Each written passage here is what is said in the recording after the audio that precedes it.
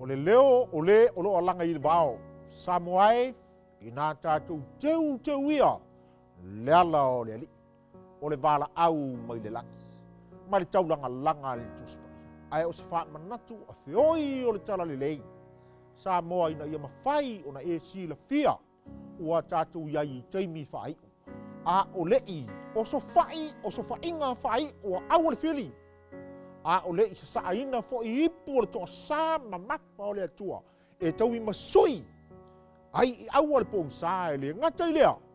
O i lātou o e wale ana i nan tala le lei. E iai le vala au mai le atua. O se wha manatua le atua ina ia mawhai o sa i lea vai ngā au. Lātou te tauina le taua whae. Ma o le nei whi au. E matua hita iai le whili Samoa. A whai e mawhai e le whili o na tau fia. E tau fia pe tai. Ua siki a ao na wau na tai o loo tau wala tuai tātou porokalame. E suafa ia pasta ala i moana Willie Papu. O le tai o le kalesia so fitu Samoa tūtotas. E o lava i le oti. E na te le liu i le fola ina ma le mauli mauina. O le neife au i lunga o benga te whailangi. E ui lava i na ita i le whili. Ai Samoa e, o le nau ta inga o rana au na tai. Ina ia moli atu le whiau. E whai ai la tātou whiliwhilinga. A o le i o i le itu waso whai o le pānetara nei. O na au fia la vale whai au masui o rana au na tai. E whaafiro i alo tau mai moa whaafonga tāpua i mai Samoa. O le ata oto a whai o tailo loto. O tau pa ia mau tau mamaru. O le ale ua i sina u whamtalanga. Ai o te whape atu le suafa manu manolo tātou ali. Tālofa lava i le ngata i lea. Whaafeinoa i whaapitoa. I le kalesia pele le nganga le kalesia sfitu Samoa. Tutotasi mai ai o na ao. Se ia pa ia alo ma whanau. O le tātou mta upu o le afi nei. Ua Osi Feagaiga Le Atua ma Lona Alo. Inga ia tātou wola i leola e whaavau. O na ai oi atu lea, Samoa le tunu pele. Aua tātou te misia. Le nei hawa noa tā ua. E ma whai ai o na tā pena ma sau nia i tātou. I le whaamoemoenga i leola e whaavau. O ai nei loa. O i tu waso whape nei wasiasi ma iei Le Atua. Ina ia ma whai. O na tātou maua wha moenga i leola e wha waua te talo, wha manuia te Le Atua i lau mai moa Samoa. Suafo Yesu. Amen. O tau tala te spai e se au, o le se au wha e lia, o le se au o le filinga, o le se au o le toi tula.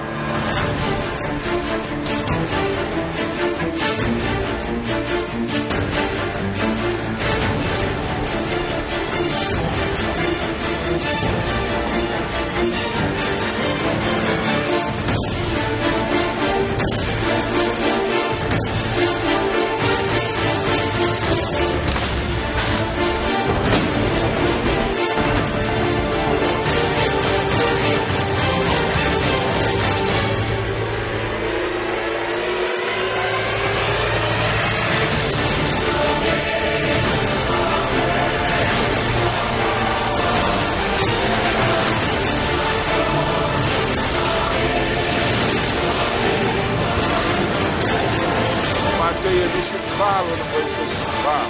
E tala ina fonde nei tala le leio malo. E atu la uma.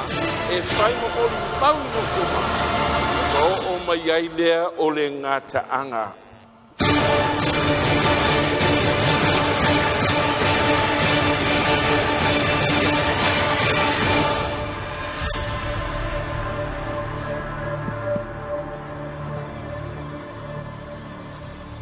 Ile puia leo telea, e toia fia mai Yesu.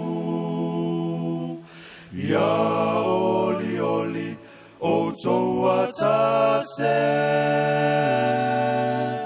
E toia fia mai Yesu. E afio mai,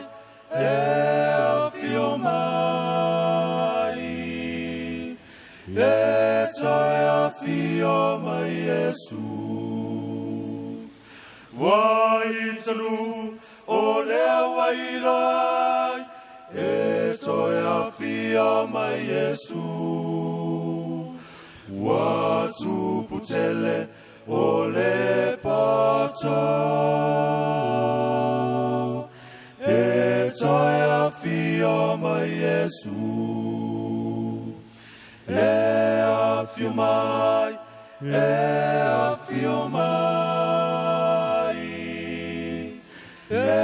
toi a fia mai Yesu. Prea tātou te tālo. Lo mātou te mai o le langi. Awanga ia tule nei pāneta e lona whaiunga. Oe au mai ai mātou o le toi whi au muli muli. Ne e whetalai ai e whai ma mori mau ia tunu uma. O na o mai ai lea o le ngā taanga. Na mātou whawhtai le tua le nei whiau e au mai. E ia tāpena ai ma sauni au mātou tangata. Mō le aso tele te whio mai ai. Mātou talo alofa le tua whapena te talaina le lātou whafonga. Ma le mātou whalongo. Ia mawhai no oi fole taele o loto ma whina ngalo le lo loto le alofa. Na e sa ilia ia lawea ilo nuu. Ai mai lau ona vai wana o se fuefu le lele. Whatumuina ilo tumu a totoe manino lau whiau. Ma oi fole taele o loto ma whina ngalo. Lo lawa suafa Yesu Kiriso ua ole mbara o tuine. Amen.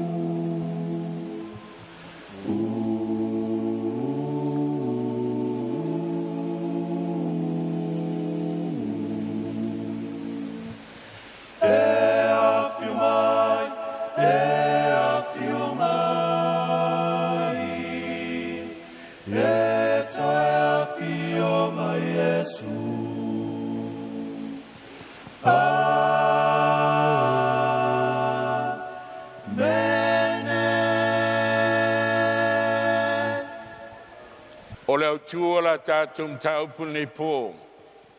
Osi Feagaiga Le Atua ma Lona Alo. Ina ia tātou maua le ola e whawawau. Osi Le Atua o le Feagaiga. Ma Yesu Kiriso wa vea ma sui o e mau. Ina ia maua I tātou o le ola e whawawau ia saunia mo I tātou.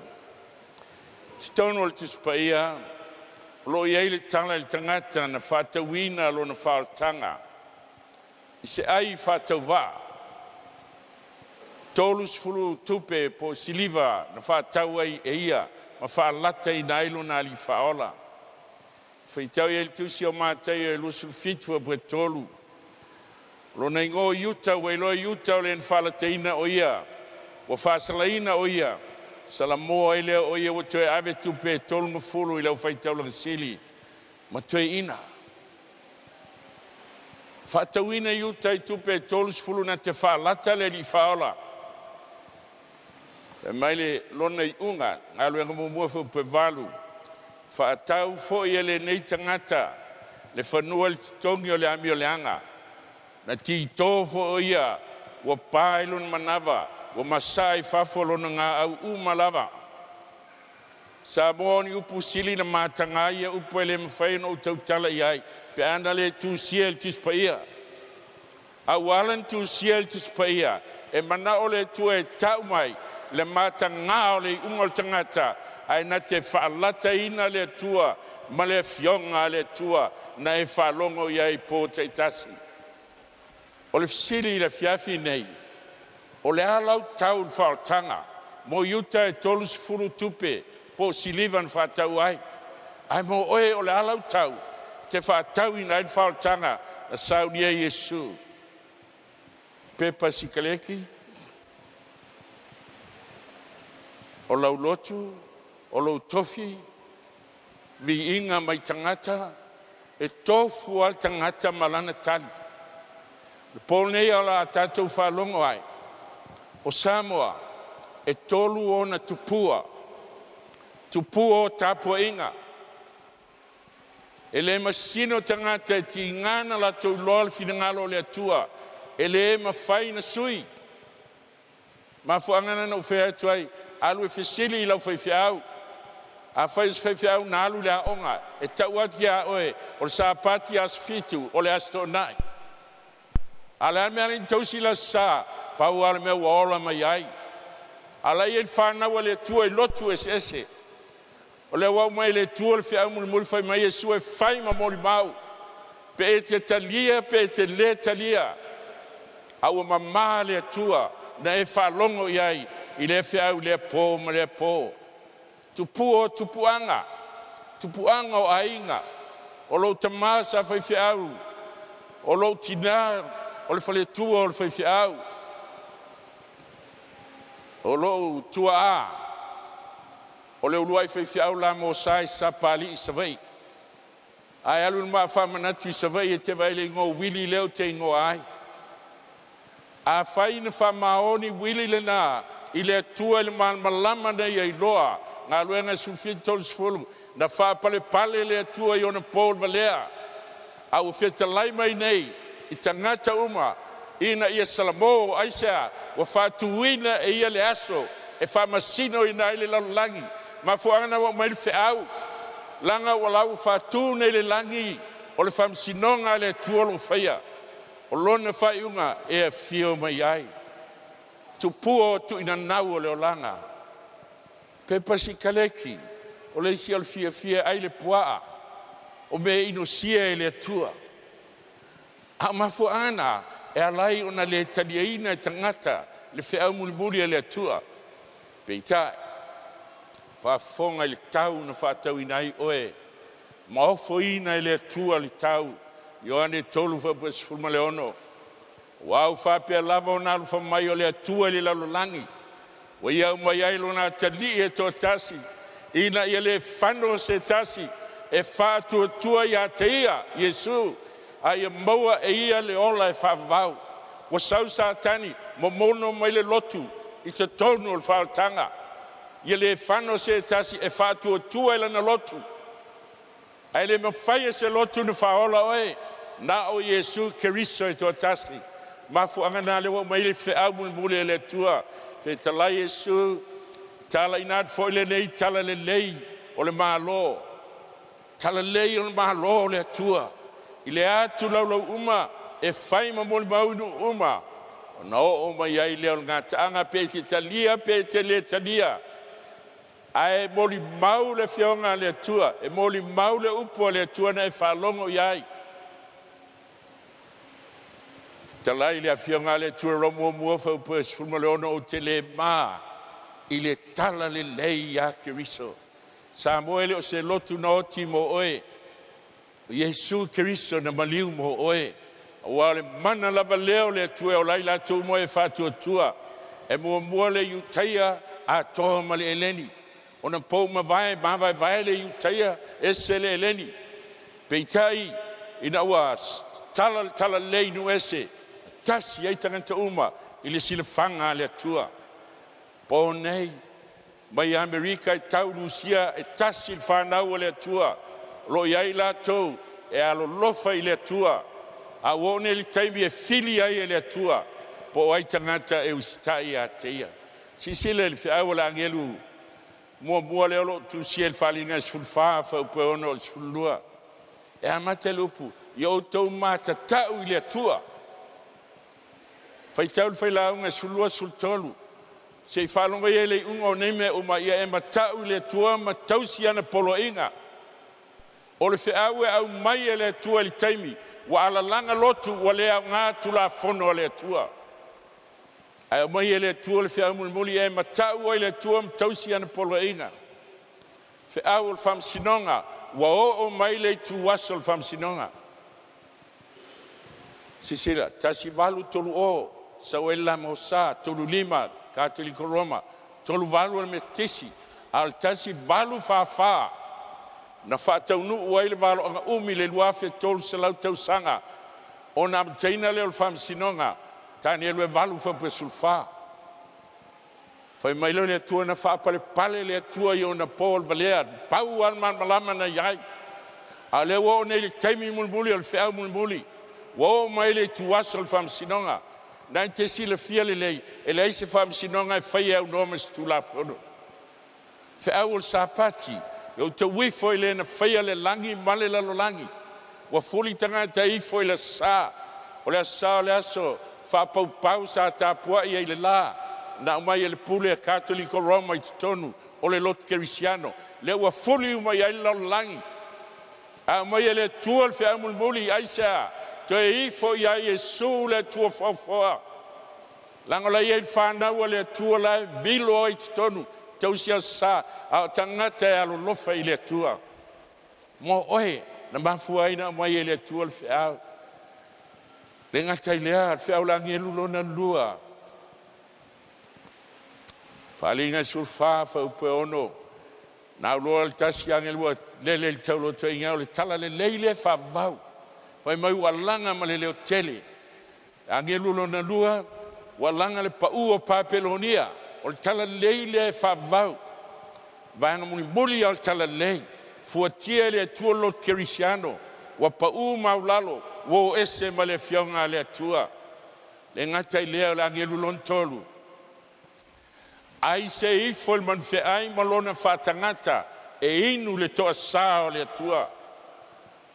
Samoa e telefia va ai wa sulu solo si au toa lua ma si au whanau. I le teimi sa saa mai ai mala o toa sao le atua. Ai sea o no le whamau o lunga o lo loto. Fe au ia la toa le whawa yaso o au ili mai. Fe au muri le atua e alu lunga o le whangai le eli. Angelu lona fala, le la pai il pol nei. E ese mai.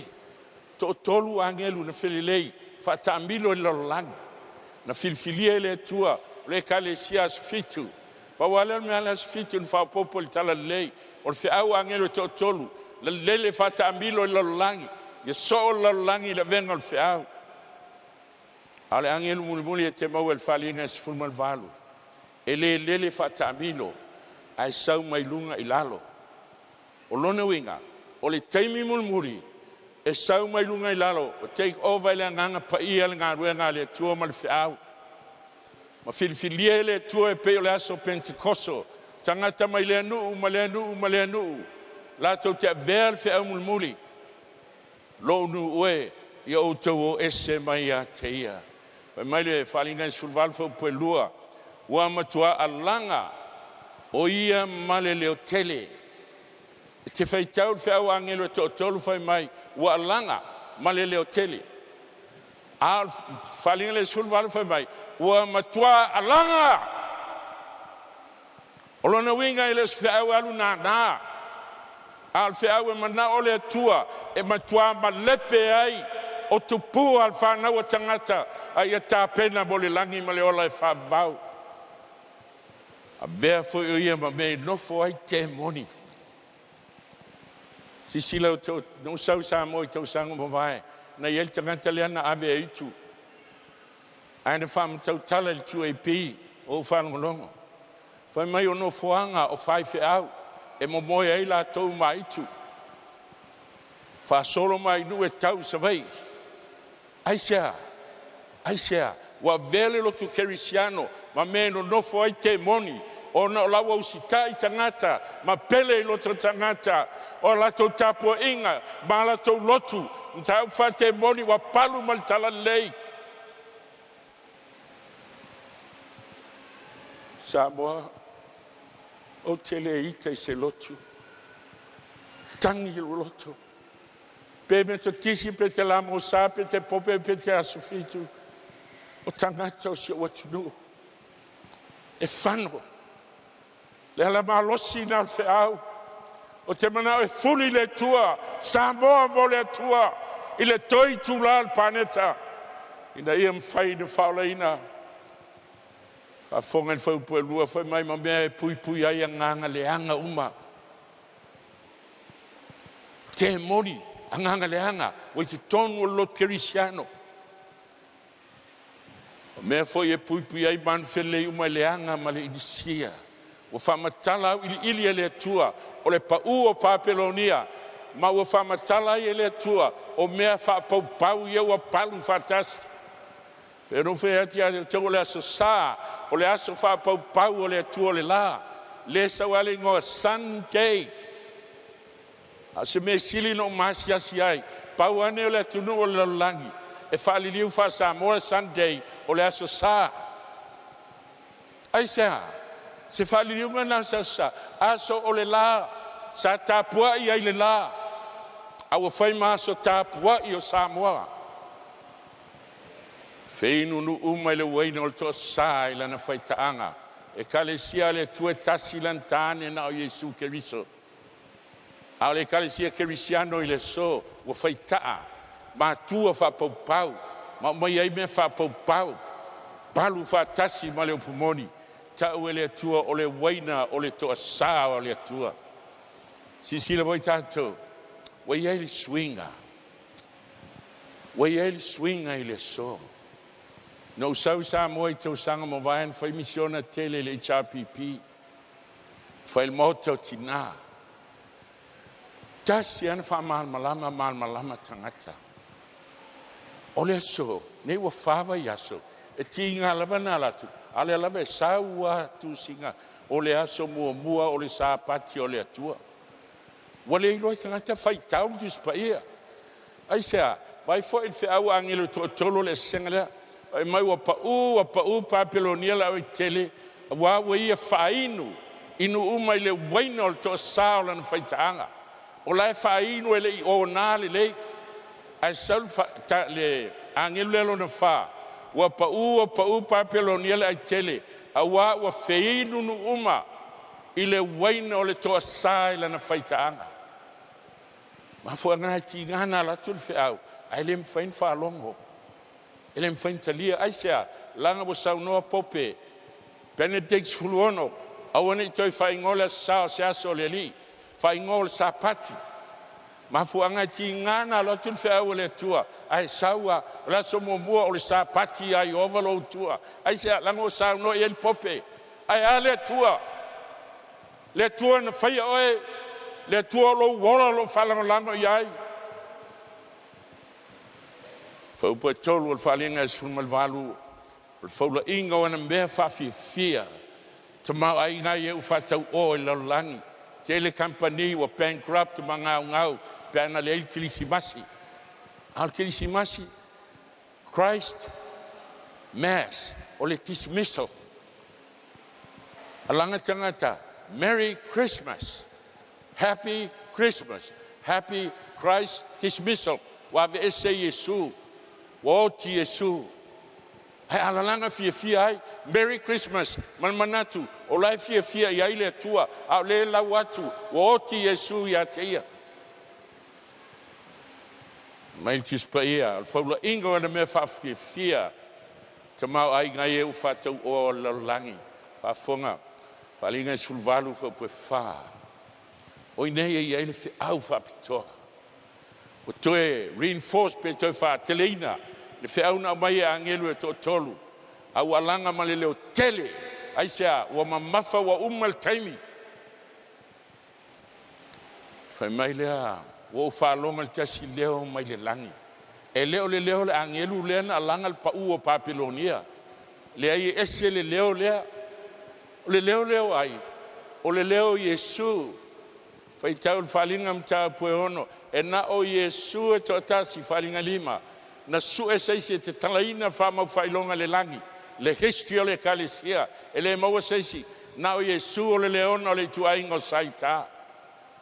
Le mfai e se angelu na fa pe mai. Lo nu ue. E le maliu se angelu mo i tātou. Na o Yesu. E me fai na fa pe mai lo nu ue. Langa na fata wina i lona toto. Ia outou o ese.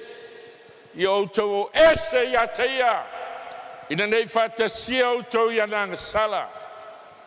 Tof sia outou malal to sa. Samoa te mana tau ati outou. Ao na sau malal to sa o le tua. E le whavasenga ni lotu. Tau mai lotu pope lotu ale. Ale ngola lotu ele ai. Ta si al mea saule. Malal to saule atua. Se vanga nai la to uma.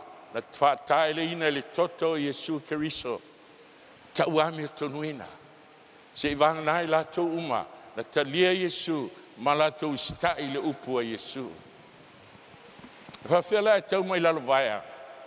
Pe alalanga il po atoa lalo vaia o le asofitu le asa. E tasi alfisili ai. O aina whai mai ai. No whai atu ai. Le ai o le lotu. Le whai mai ai le atua. Ba whaanga wa tuai le nuinga i le kalisi asofitu. Tusi mai se maupos whamauninga e tasi. E tau mai ai o le asofitu a sale tau sinei. O le asofitu ana le ansawa i le amtanga. Te le maua.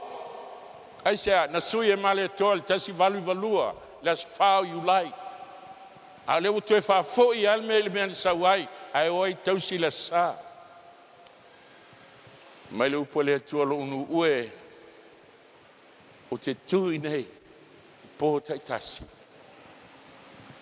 Au te langona ina o le alofa i loto. Mo si o atu nupo le ale ngola u loto. Anga whol te mana o le atua tu whaatasi lona nuu. Tu whaatasi e usitai i le atua.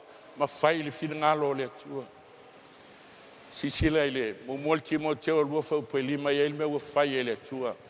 Awa e to atasi le atua. To atasi il purvanga il vao le atua ma le tangata. Ele o Maria. Ele o se lotu ai to atasi a le tu le vao le atua ma oe mau. O ia o pulvanga e tasi o Iesu Keriso. E a Iesu lual konito lima le subtasi. Awa o ia na le iloa le angasala. Na faile e ia ma angasala. O le suia i tātou ina ia ve i tātou. Maami o tonu a le atua. Faitau ia lau tispa ia. E a vea masui. Masui o e mau. Angasala au leanga oe angasala umatangata. Ai mali wai le alo le atua. Ina ia vei tātou mami o tonu le atua. Aluenga fasu lua. Alanga la apostolo ele ai foi se tasi wai ai le ola. Ele ai lava se si ngoi lalo langi foi na mai tangata. E mawhai o na whaola i na ai tātou. Na al suafo Yesu. Peitrai. Poi mai le fionga le atua. Teimo le unga. To tele la to fai mai a tau le li ie. Ele ai ase lotu ele alanga Yesu. Luka e ono wha ono fitala Yesu. Se ale me whai o tau ia tau le lie. Le lie. Ai tau tele whai a meo tu whai atuai. Salamo e fitu alo na whaupu e sutolu. Whetalai le fionga le tua. O lo wala le tua. O lo ilo fale whai. Thy way, O God, is in thy sanctuary. Na ua finangalo le atua e la vea il tangata. E le mawhai o nā fio mai e la vea ai. E whano tangata. Langa le sisi mawhai na wa ai le atua. Tau lua tamaiti ina, tūla wal tele. Ai vai atua sa valia e loi. Wa e loi sau ta vali sori. Umana soli te sa valia e sau lista vali sori. Ma mai lo lista mai titi. Mai mau pe ana mawhai tau nei loi valea. E o ese male awala male soli ai el ta vale. E fa mel tala lista mai titi. Pa awala. O le veo se si o ta ua e peo se loi. Samoa bena na whai e le atua. O fina ngalo le atua. O le a wha maulalo le atua. Wha aluan wha maulalo. Ina ia vea o ia. Matongi ola. Masui o i tātou. Na ia tātou ola ma tātou whanau whafonga. A lipi e lua whapuruna o isa winga whaatasi ma le atua. E le manatui o se mea whaoa ina ia tusa lava o ia. Ma le atua. A ua wha maulalo o ia te ia. Wha maulalo le atua wa liutina tangata. Wa winga mal polonga. Ina ua whaia wha peo stangata. Le whale whita whai.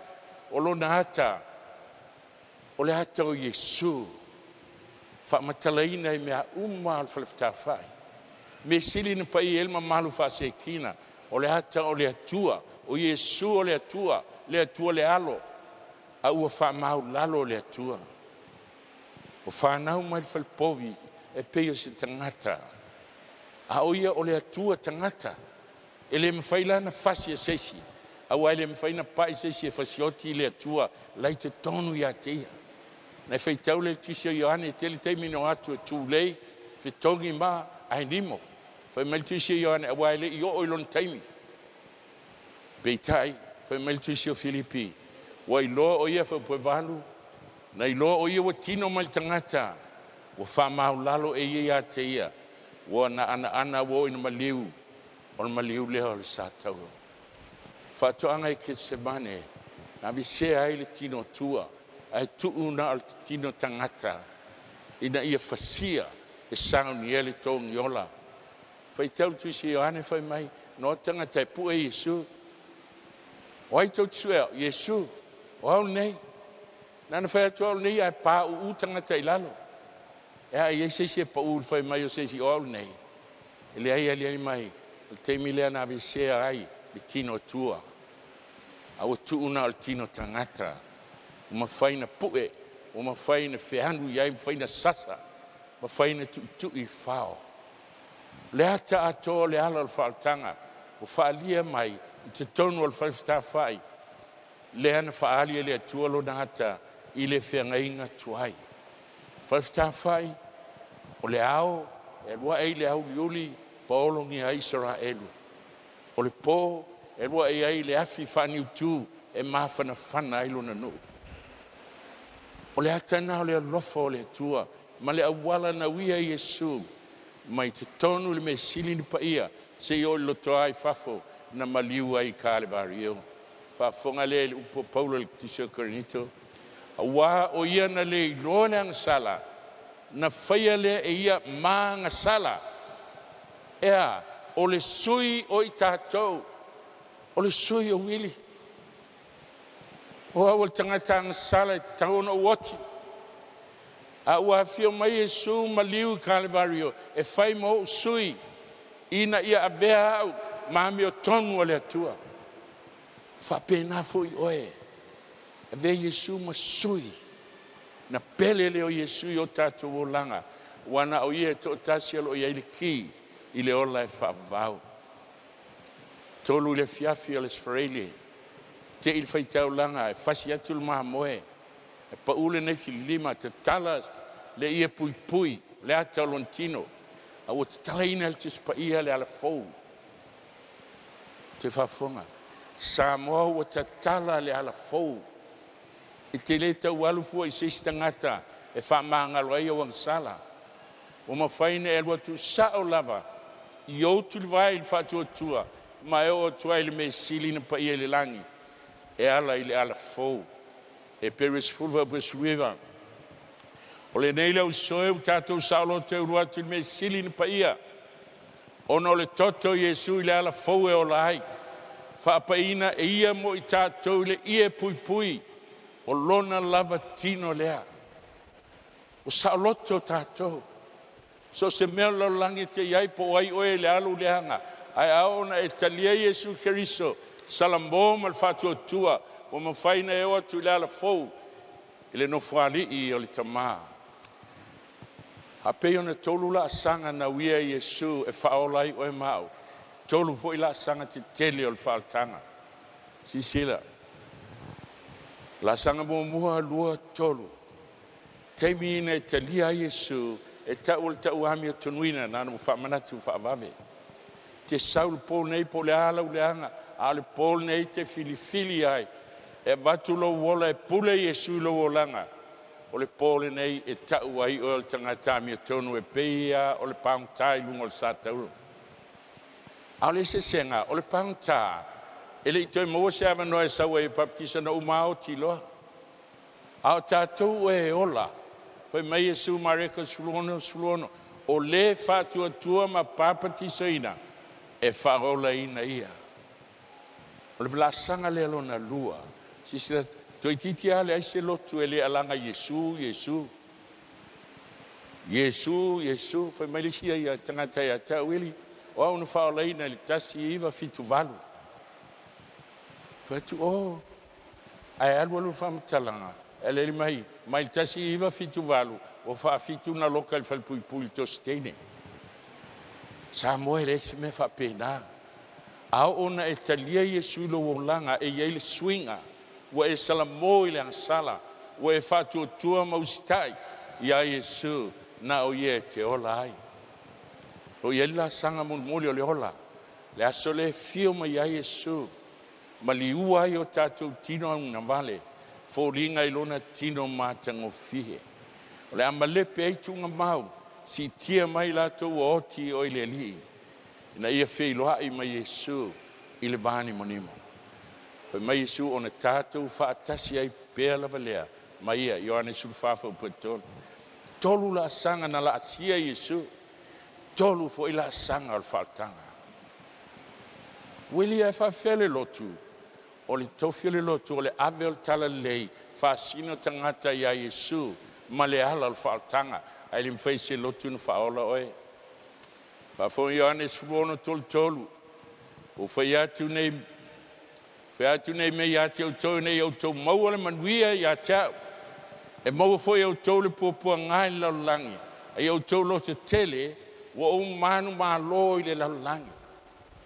Lona wina, o Yesu lea, wa whai mau sui, wa umana manu maa loi a satani.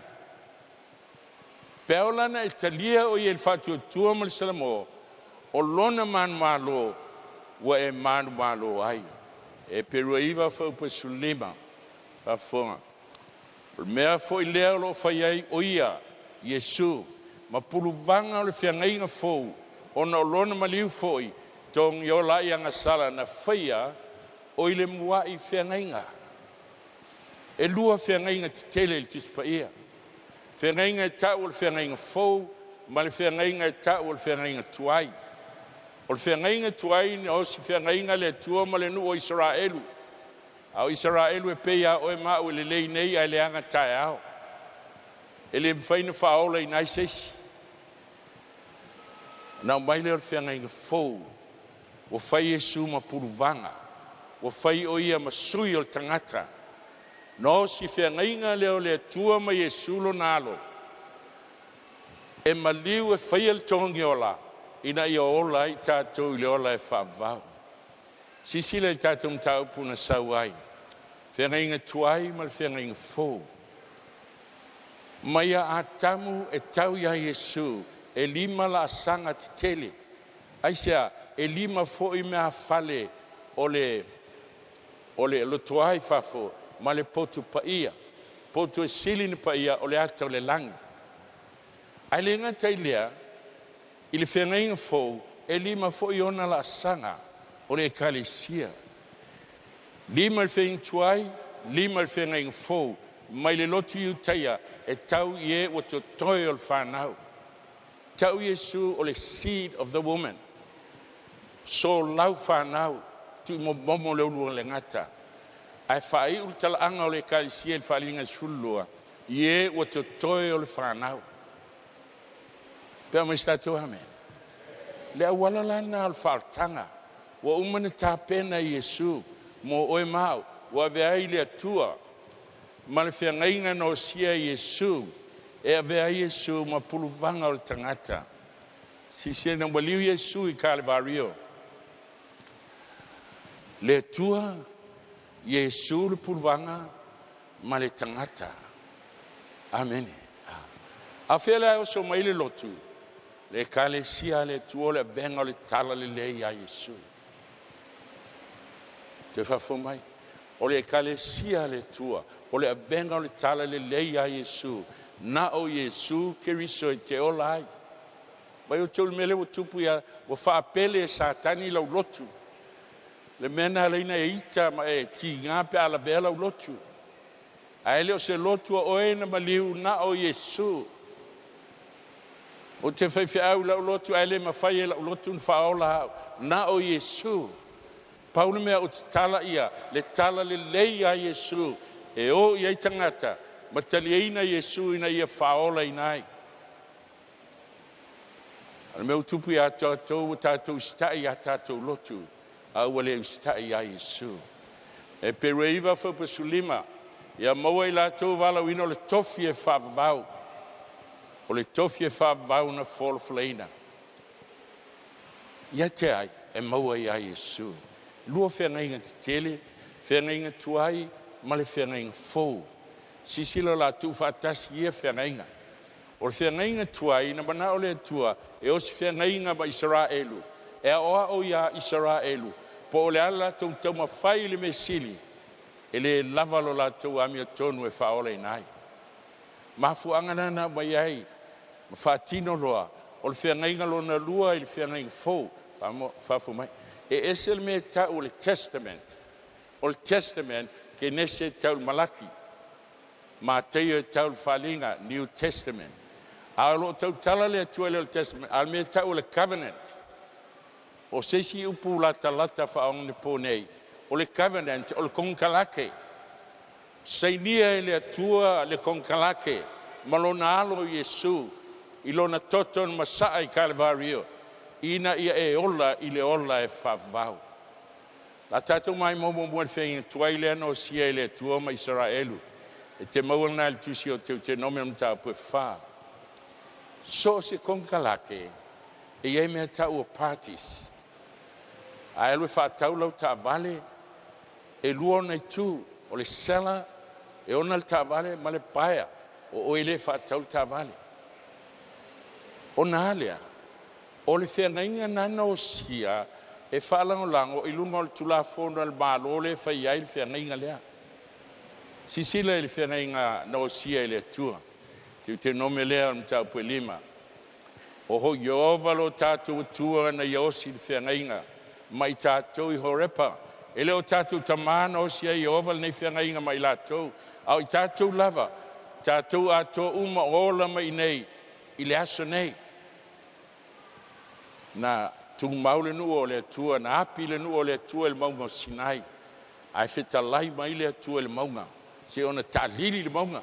Fefe te ngan whea tu mose. Whea tu le atua whetalai a oe a tau ni te umato woti. Le atua mamana. Le atua le ana liutino tangata. O aina Osi Feagaiga le Feagaiga tuai. O le atua ma Israelu. Mai e leo tātama, e leo aper amo ponisi, au tātou ia na ola.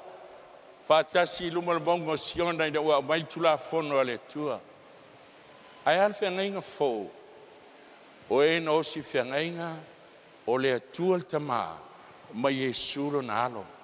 Wa whai Yesu ma sui, ma puluvanga, o le tangata. Wa mo le Timoteo rufo po e lima, wa to tasi le atua, to tasi le puluvanga. I le atua ma tangata, o le tangata o ke riso Yesu. Mea lona lua, i so skonkalake whaia, e iei lona whabae.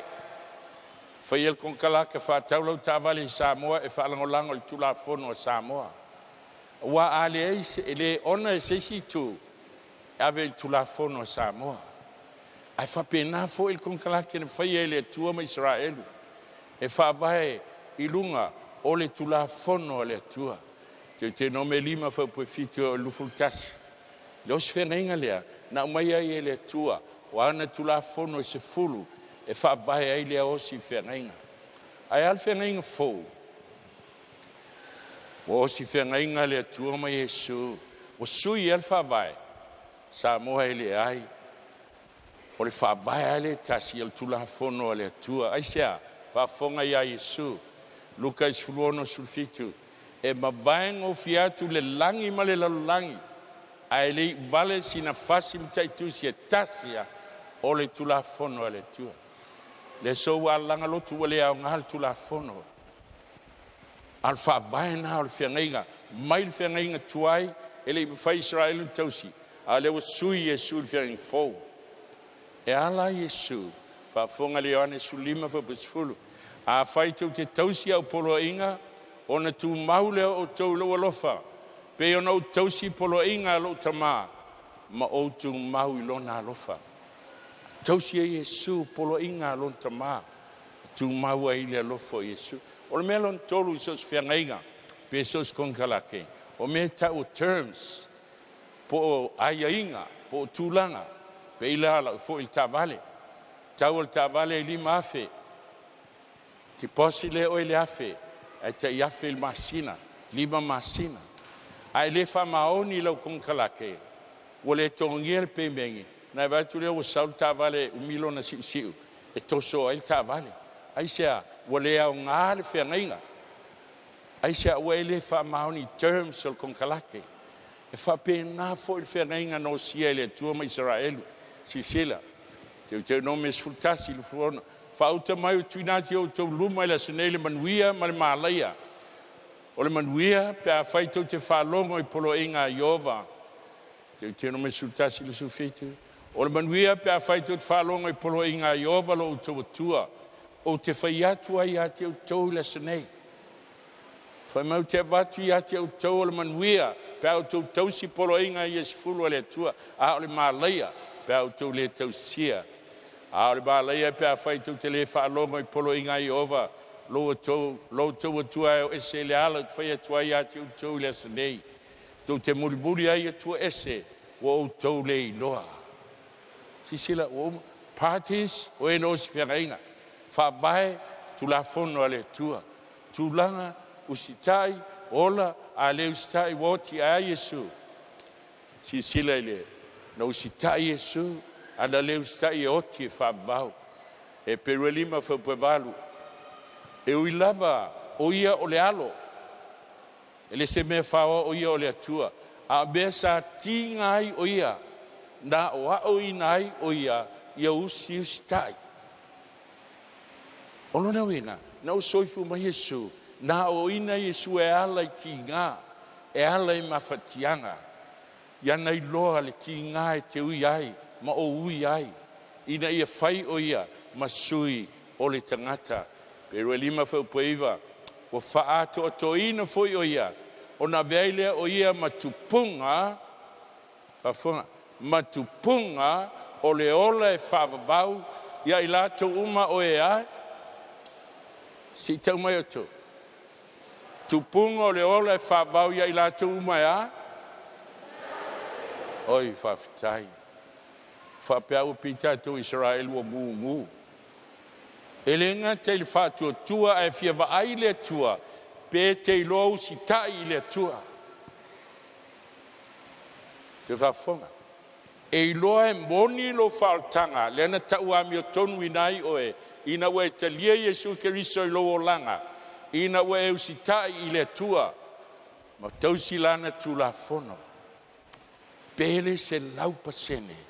A lo loto a toa na tu inatu. Wa iei lale mana o le ngana pa ia.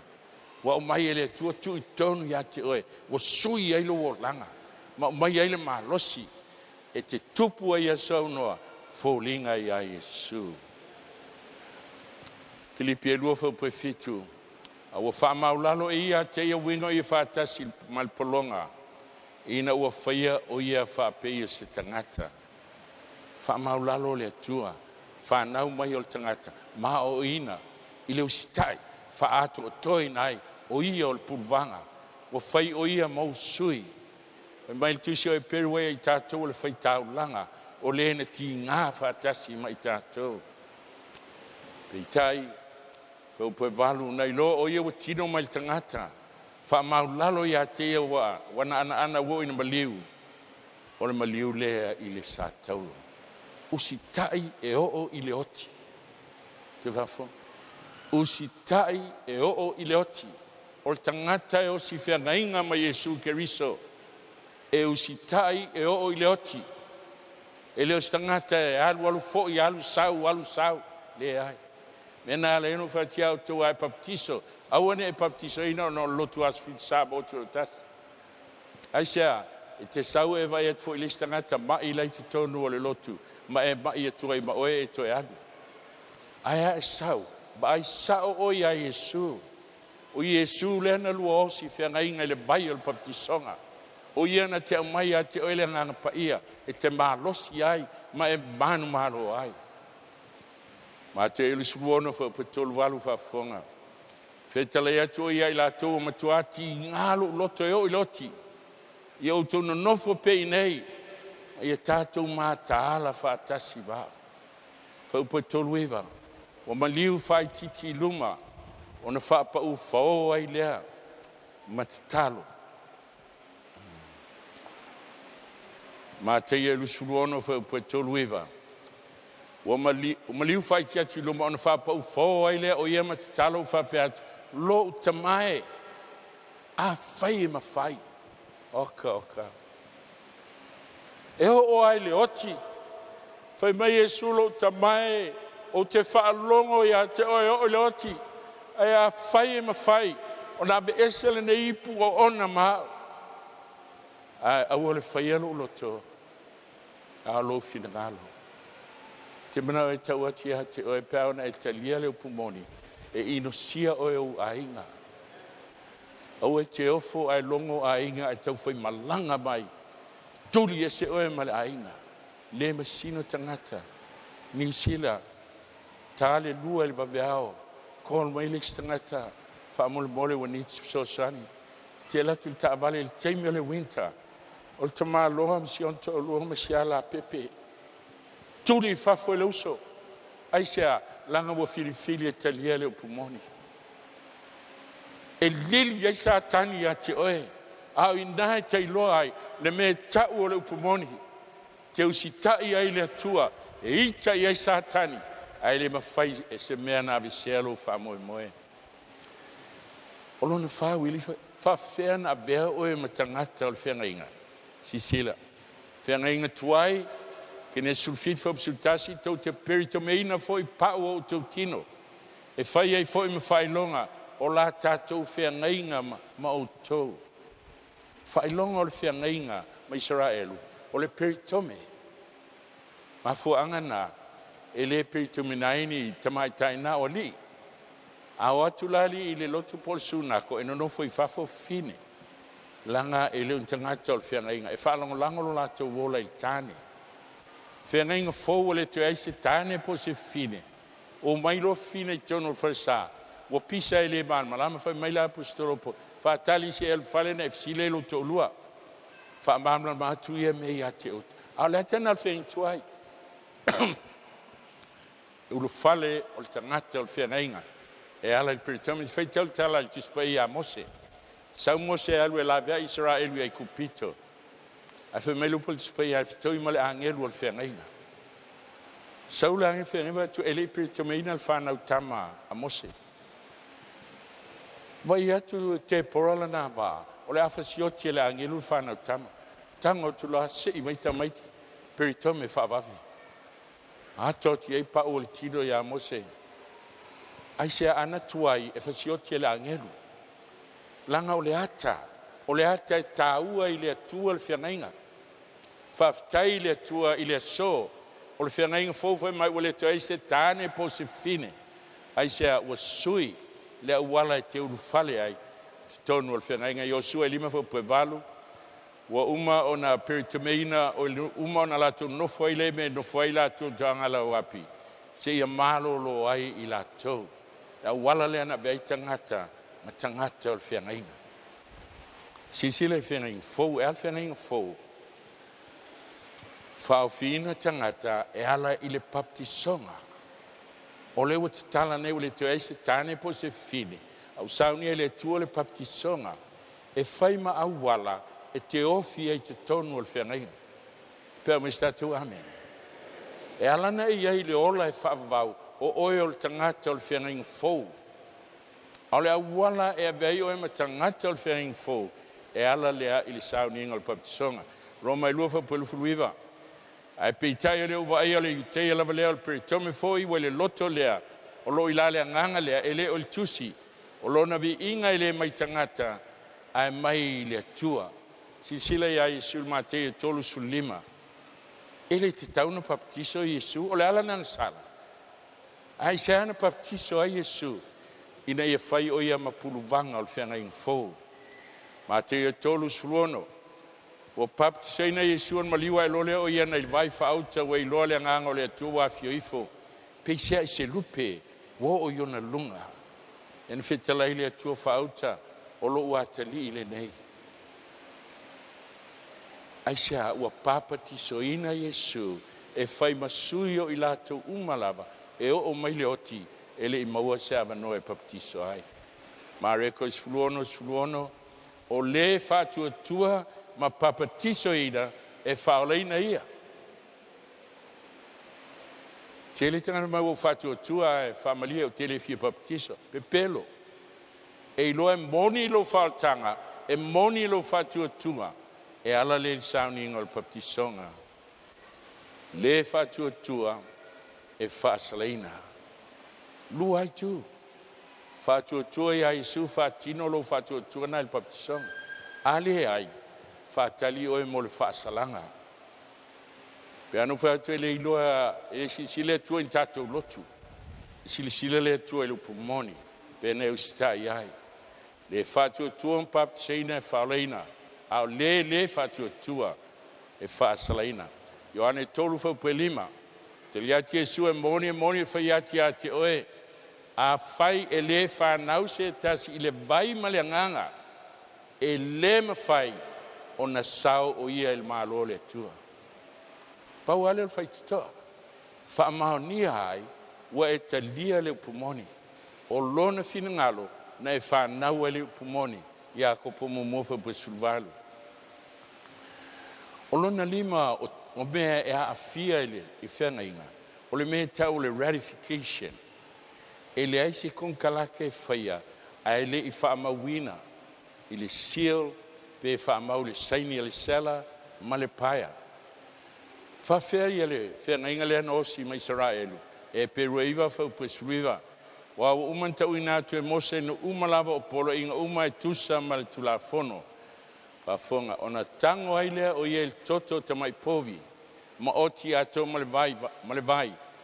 Ma fulu ma moe mumu ma isopo wia sau ina tua ele tusi atoa ma le nu malava wa ratification wa whaamawina i le toto manu le whengainga le ano sia ele atua ma Israelu whaiatu o le toto le nei o le whengainga o polo ina atu ele atua i ate o tō ai Iesu whengainga fau le ano sia e ngai ngā whou whaofina Iesu, baptisoina, whamawina i le toto, e leo le toto manu, a le toto Iesu sinsila, e peruaiva whapsumalua.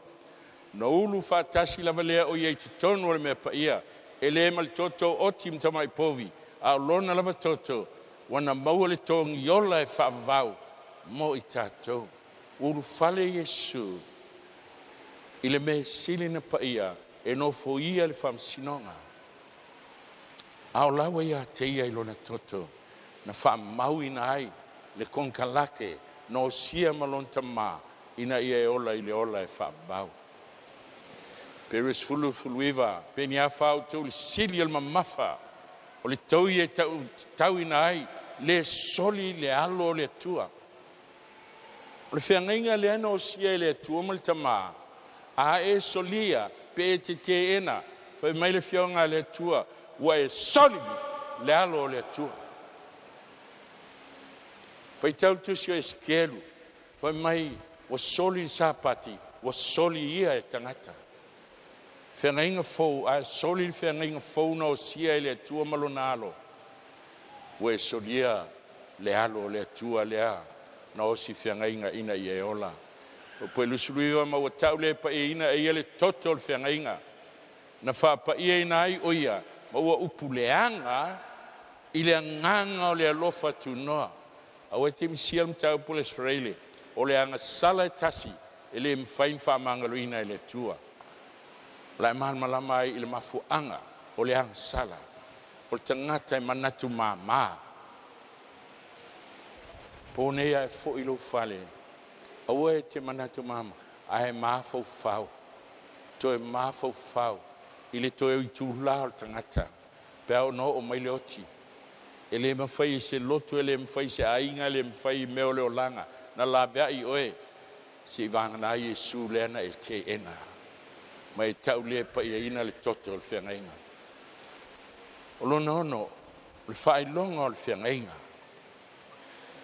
E iai whailonga o lea, e soto e tolu tasi wa sulfitu. O le whailonga le whaavavau ia teau a tonga mal whanaunga Israelu. Le al whailonga. Wa o aso e ono na whai ova le langi ma le lau langi. A o le aso fitu na ia malolo ai, ma mapu ai. Whenga tuai o le whailonga lea, o le covenant. E tau tusia e soto e tolu tasi. O le perpetual covenant. Po o le Feagaiga e whaavavau.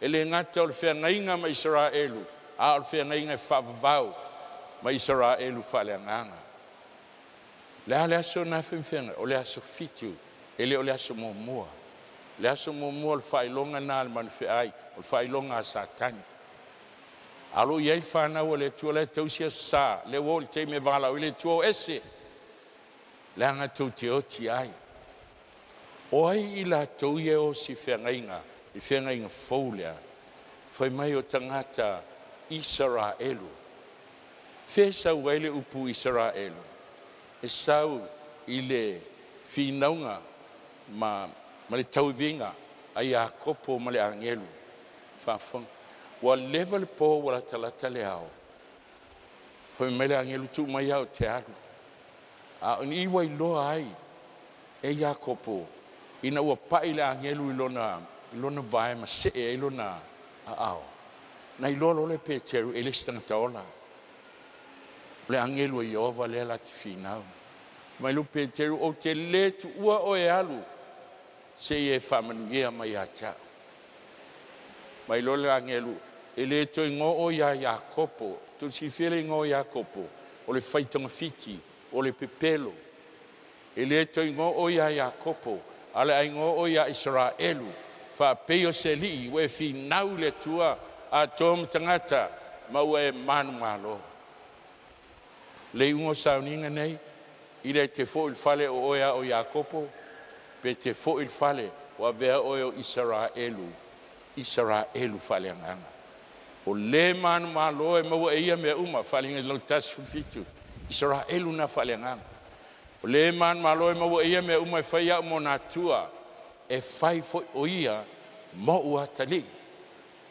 kale tia e tolu fo pelu sruiva whafonga a fai fo ia o ke riso o tau e moni o whanau o tau a peramo e tusa fo i male mea na fola folaina pa me testangata Willie o le sapati e mo Israelu tino e le mo tatou whatu uso o le taimi e te papatiso aima e talia Yesu wa tau oe o le atali o Aperamo e te le sao i le langi pe ale avea oe ma Israelu wa iai le whailonga a le atua whailonga e whavavau o le perpetual covenant o sia e le atua ma Israelu tino ma Israelu lale anganga o le an whailonga whenga inga tuai sa pati asfitu whailonga a le atua ai alwhenga inga fau SAMOA e le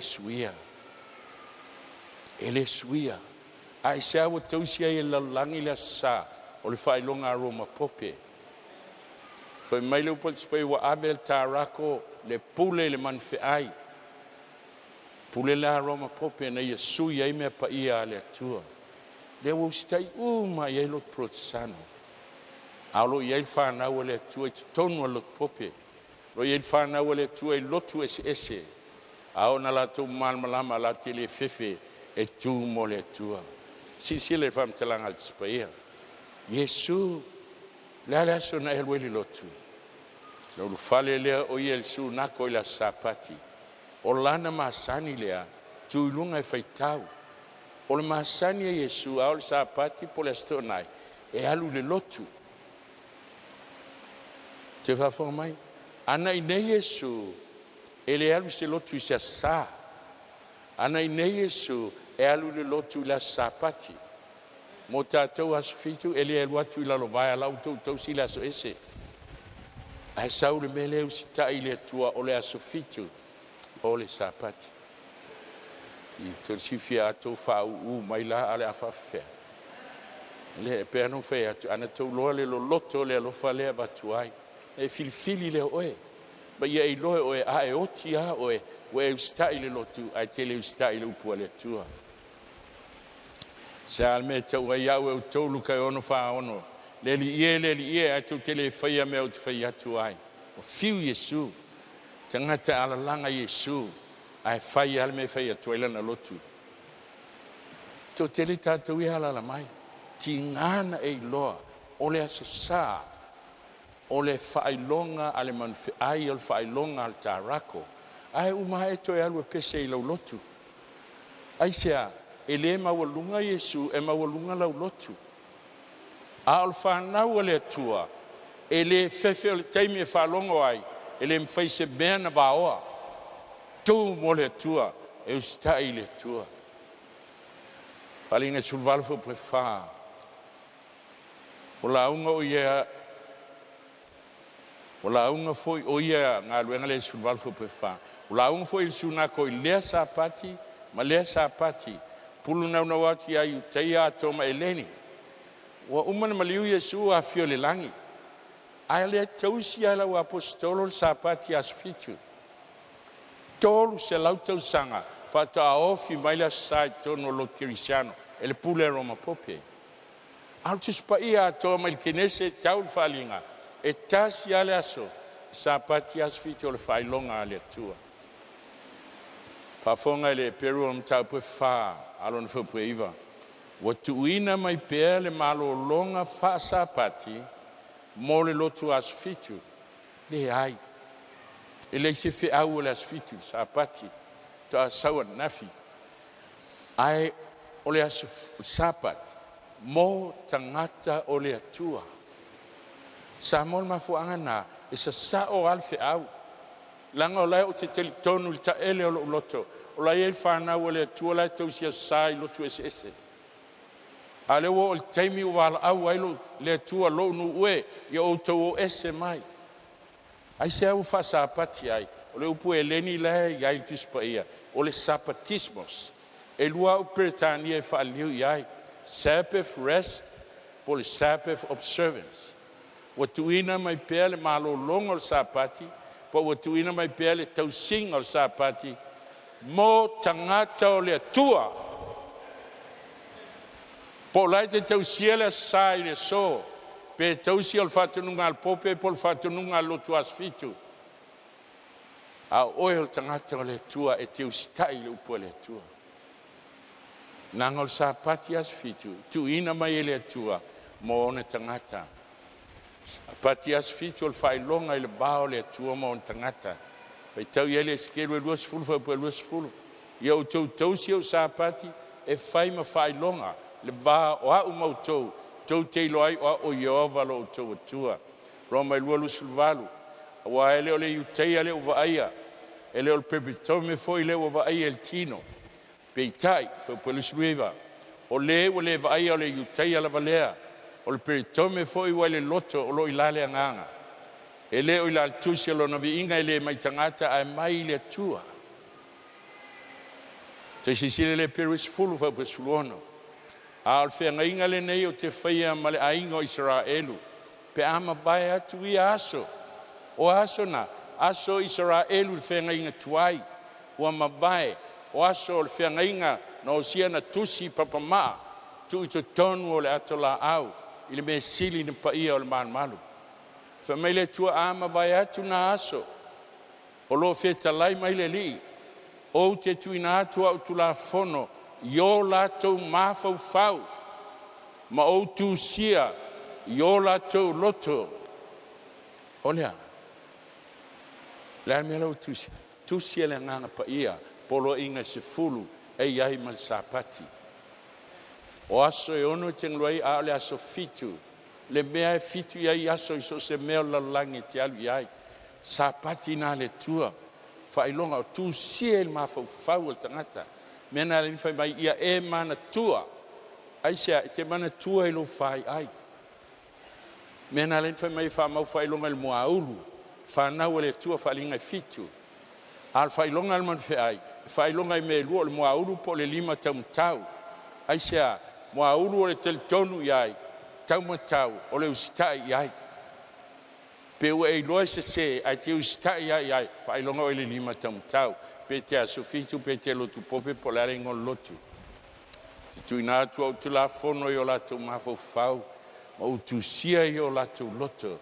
E fai au ma o lato atua, fai lato ma o noo. Te wahetu le whao ua isi o tātou. Samoa, tau te le i o mai fua le pō nei. Tai mai o tau e le ngana pa ia. Langa i te tonu o le ta ele o tau loto, tau te alolofa moni i le tua. Tu le ava noe le ngang pa ia, tau tala tuai o lana upu lea, ele se upo se lotu po se tangata. Lua al korinito e tolu fa upo tolu. Lo whaalia o tau le tusi e kiriso. Wa saunia e mātou ele tusi e vai tusi. A le anganga o le atua so i fua. Wa le tusi e papitusi maa pe o whengi tuai. A papitusi o le loto. I seia ono lufu lua si sila me tupu i langi fou. Le masina ftawa aia. I seia ono fai pe lufu lua la mata mai. Wa pe ona tu mau yo lumo langi fou ma la langi fou te whaia. Fe talai mai ai ova e whapean tu mau au tu whanau. Ma lo o tu ingoa. Le ingoa Israelu. Whapeo se li wa e whinau le tua. Ma wa e manu malo. Tu mau au tu whanau. Ma lo o tu ingoa. Whapelu fultonu. O lea masina fto avaia ma lea masina. Whato avaia. O lea sapati ma lea sapati. E o maitanga ta malava. E ifo mai o luma, fe talai mai ai ova. Sau al fofoanga, sau le so, tau al lo lang fo. O fai longa le tua le mfain sui. Si le foi tatou le fa solonga o sapati o le tua. Sau ai fofoanga. Fa maonia il manai e soto e suono. Tu sia i papama il maungo sinai. A fio mai e suona tausia. Luka e faslo la masani alu sunako le sapati. No o mai le tasi lima valulo na tia ia so sfulu al kalena ona o sao al kalena i lo tau ona ele tol se la ono lima mal kuataso ele atole lei a o so le la ta me sanga lo lang ona tulai mai le o le popengo ia Gregorian sapu le lo lang i le taibi man tu foi mai lima tol valu tas fitu i van fatuina al kalena tau le Gregorian calendar Sisila. Aso fa oktopa o le stofi. Ai aso farele, isi so ai, wa aso se fulu lima. Sa tau na aso lima. Awa tia i aso se fulu, ne i toi paleni il kalena, ma le tau, fa peo na sauai. E sauai na eo o mai le so. Ele mfaina toi suia. Willie, ai fa fela le lo tu asfitu leo tau sia sa. Ono le swing al kalena il tasi lima, tasi valu i valua. Kalena le na sui. Si sila foi tatou il men tupu. O le tasi valu i valua, aso whaiu lai, o le aso al malo lol sautonga Amerika. Na filifili leo mali atoa, o le asui e le laina. La asui le laina, e ave le laina i talatu o savai. Ina ia taimi whaatasi i polo tutuila. Le hanga sa ngā ioi whaatasi i polo ma Amerika. A lewa o mai le lua hafe sfutasi, a stolu sfua te sema.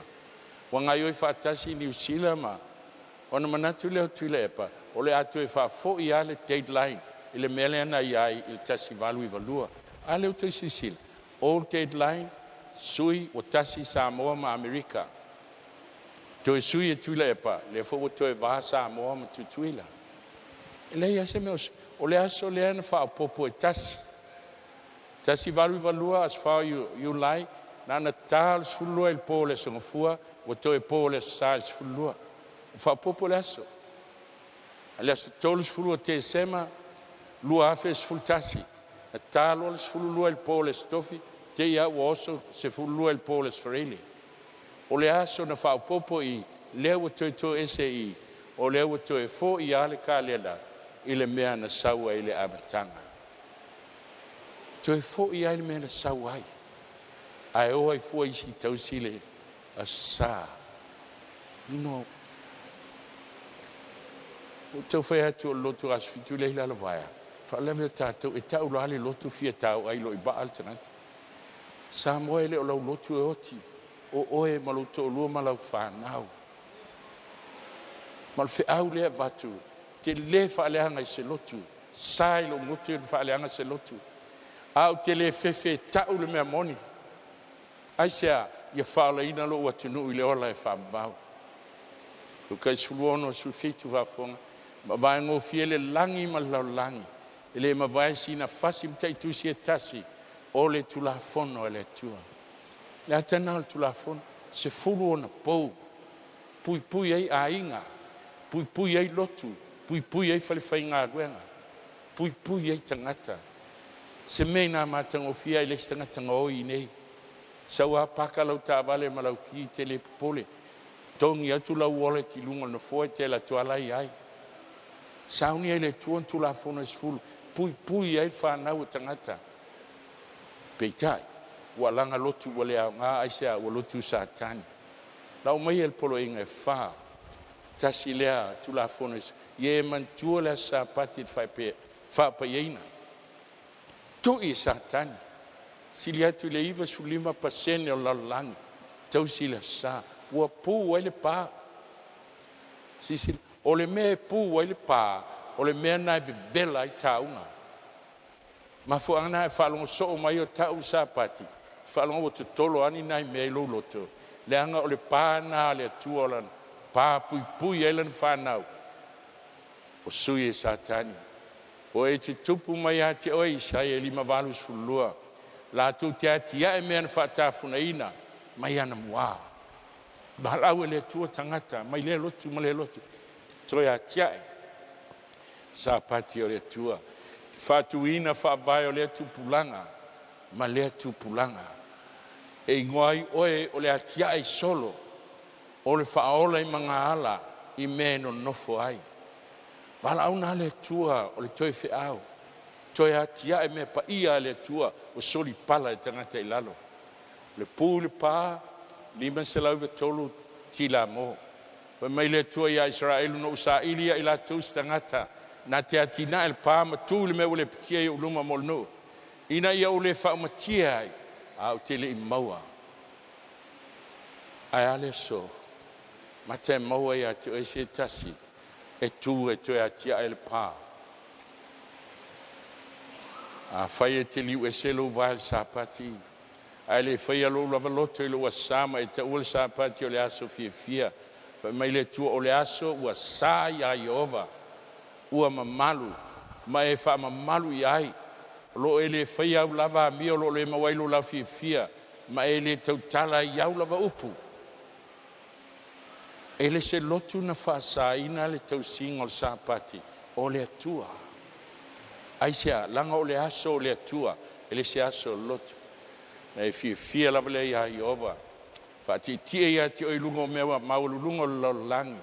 Te whanga ia te oi tofia ia kopolo tamā. Te talai mai fofongo Iova. Mana o le tu e whaamanuia tangata o e le fefe e tu e te atia el pā.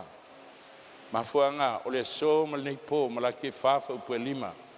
Whautau te au inati a te utau e lia el perfeta. A le yo mai le aso Iova e sili ma le matautia. O le tuspa ia e whaalua whaatolu na whaataunuina. Na whaataunu e Ioane o ia o le Elia. Peitai. Whaataunuina Ioane e sauni ai le ala I le fiomo mo mai Yesu. E le se aso matautia le ane tūlai mai Ioane e tāpena. Al malaki whai mai e toe sau Elia, au le io le aso Iova e sili ma le matautia, le aso le afio mai ai Yesu. Le ale winga lupo e toe sau Elia, luka momofa basufitu, whaafonga lupo le tua. E mua atu o iona luma ma le loto Elia, malona wha malosi, e sau nia le nuu e wha tawina mo le nuu. Ma le testangata ia tau Willie, e tele fefe e tau lotu nei e. Fasioti o esesi.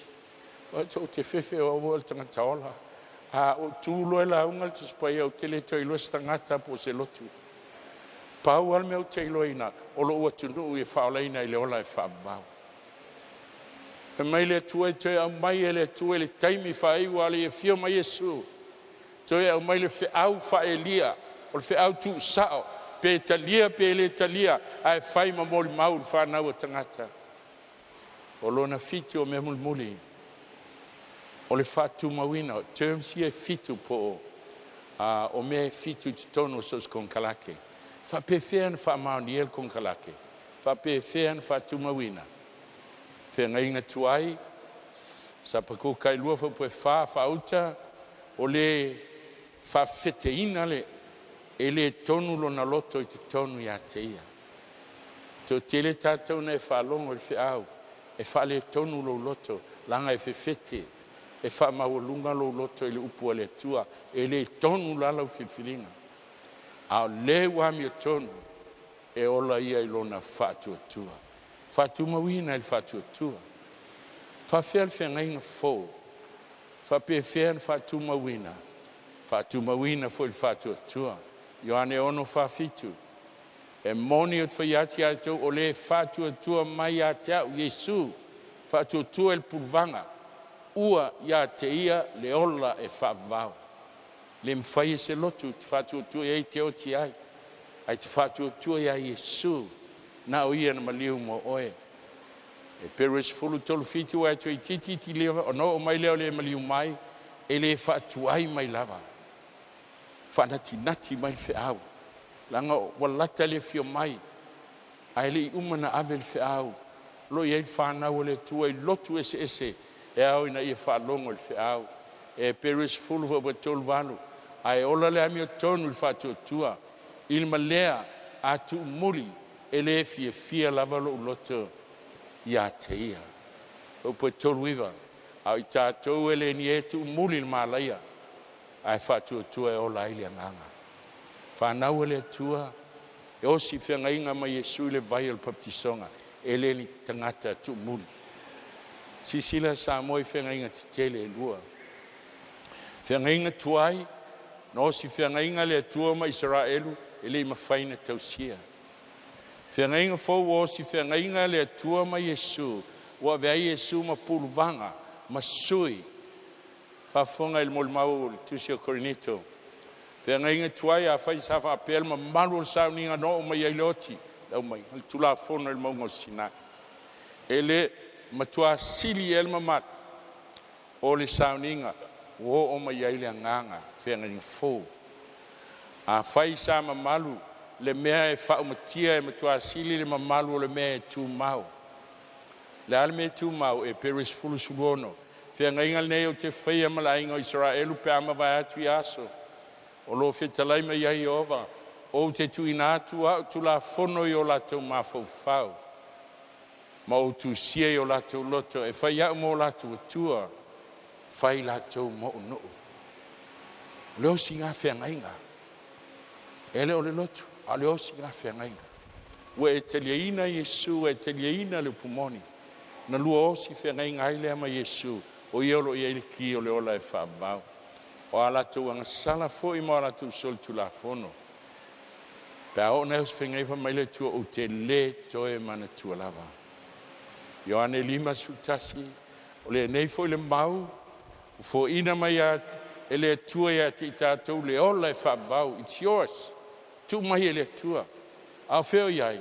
O le ola lava lea wa I Lona Alo. Langa o Yesu pulvanga. Ioane 5 fau pusfulua. O le wa ia te ia le alo. O ia te ia le ola. Ele o ia te ia le alo le tua. Ele o ia te ia le ola. SAMOA ele o le lotu. A o Yesu.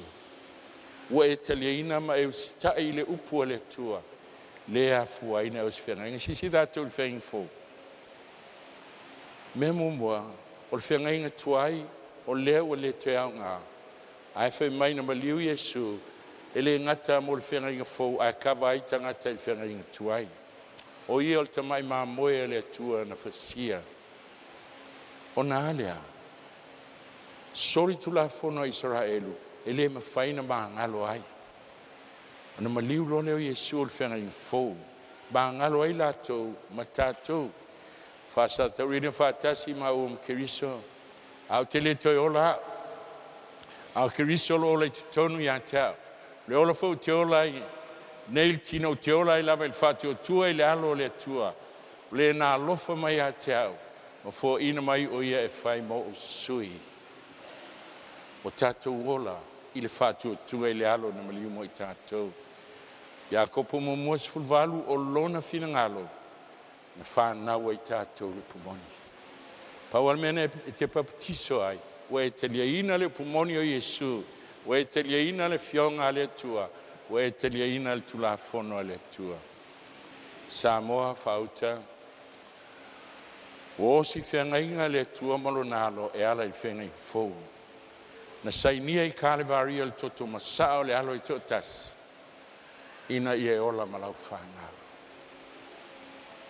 Tolu tupua le tunu. Tupua o Tatou Ola. Teli tangata I susunu le afi. E pele lana lotu e le pele le atua malana upu. Tupuanga. O le matua ainga na tu ai le lotu. O le matua ainga whaia le lotu. Mai tasia tau o lo tua a sa missionare I New Guinea tau sanga o mawai. Samoa e te le tewa ai tua. Aisea e tai to tasil tangata matali le tua.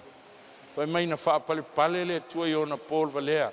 Wha masino le tua tātou tua I le malmalama na iai. A o le so wa tupu le malmalama o tala lei. Wha masino I nai o e le tua. Tu ina nau o le olanga.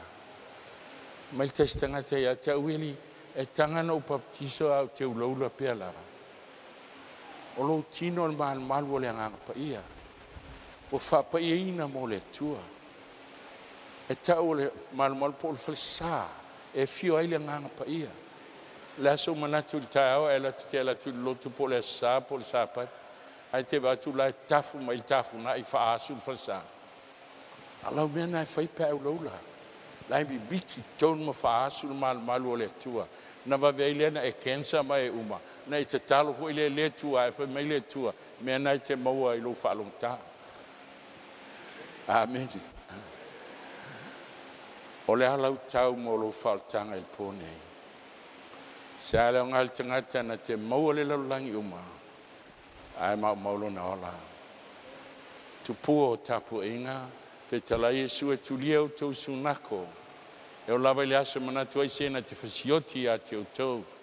Wana whaia si tau langa I le atua. E whaia fo I la tau ia mea I a te o tau.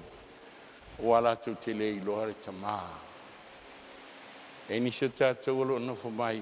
A e uile vai baptiso e tulia e malo ainga. E ino sia o e tangata. O e poto e to e valea. La lau tau o le whaotanga.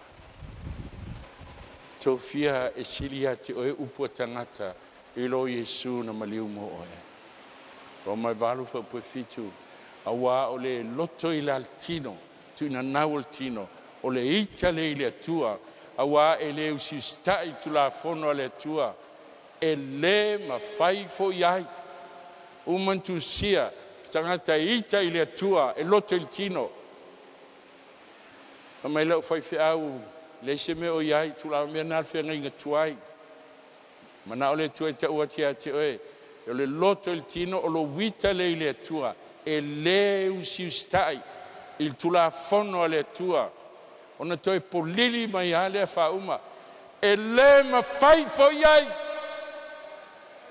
Whawa yaso e whalongo. Ai umai tu elu tau sila sa. Ai sea langa te ita I le atua. E sili a te oele I tulitino I lo le atua. Whawhea tupuanga. Matua na ola mai ai. A whai e sause taski a te au ai le ino ilon ta mamal tinama le avamal whanau. Usum tua whawhine o lava ilo na ola. E le ma whai na whai mo so. E le se me sili na la talata il tangata e o malona ta mamal tina whanau mai ai. Mai polo inga e lima I e ava I lo tamama lo tina. Ai aolon tu fatasi mai Yesu. E matua maua lunga lo walofa I a Yesu. E pe te ino I lo ainga.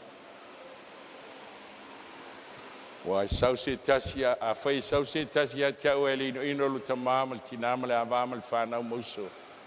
Tu o whawhine o lava I lo na ola. E me whai mauso. Luka sulfa, lu sulfitu va fonga ia Yesu. Se le avelona sa tau ma le muli mai atia, le mfai o ia mo so. Tana te fasil meo le olanga. Luka sulfa tol. Fa pe foi so tau le la fo ia na me uma. Ele mfai o ia mo so. Paul nei Samoa. O le Paul filfilinga. Whawai aso e whalongo. Fe awul pōl nei Samoa na o Yesu e te olai. E le ngata na o Yesu e te olai. A o ia purvanga. Wa Osi Feagaiga malo tamā. E maliu e whai mo sui. Ina ia vei tātou mami a tonu ale tua. Wa fio Yesu le nangi. O tu ina mai tis pa ia. O lana fionga. E vea ma la me pa e bubu le me pun sa. A vea ma ta iala. Yo tau soi fua mo Tatou Ola. Wa mai ene tua le fea muli. Fe tala ia Yesu e tala ina foi le nei tale e fai ma moli mau ino uma. Ona o mai ai lea o ngata anga. To e fea ue alu lunga fonga ele. Po neiro e whalongo ai laulava ngangana. Po neiro o alu ia tunu e sese umo lalanga. Ia la tau ngangana. O le toi fea au muli e le atua lo alu TV e alu ni internet. Nolo ia il vala au e le atua molo lo nu e au tau e se ia te ia. Tasi alfsili. O ai e te ustai ai. Polo inga tangata. Pe te ustai polo inga le atua. Le aso sa o le polo inga tangata. O le alau whanoi ala ina e tausia sa. O le polo inga tangata. O le whamau whailonga ala manwhi ai. O le whailonga satani. Aso fito le tuspa ia. Ele se aso se lotu. O le aso Yesu. Lana masani e alu sunako. Ele aso sapati. Mate Yesu loa mai. O se le au ia ta. Te au ese. Ele stanga te nofo i lunga se pā. A ele tūmo Yesu e te tūmo satani. O nero wala o Yesu lana whanau. A wala o Yesu pō nei mai whalonga le pese. Te mangata ai fisili ai o e loloto. Matau e loa le tau. Tau mwhatau inai o e le alo e totasi. A le alau tau. Te whatau ina ilo whautanga. O umana whatau ina I Calvario. Maofo mai hati o he.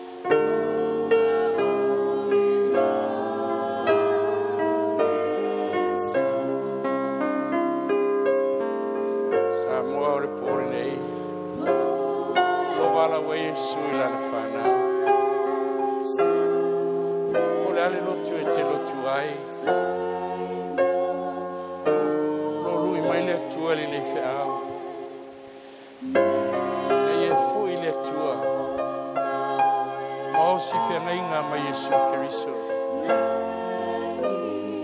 Mai talia ina le whailonga le atua. Avea oe matangata le Feagaiga fōu. Tu sia lo loi, tu sia le lai. Na e talia le upumoni. O le finangalo le o le atua. Na e talia le vala au, muli muli. Lo nue.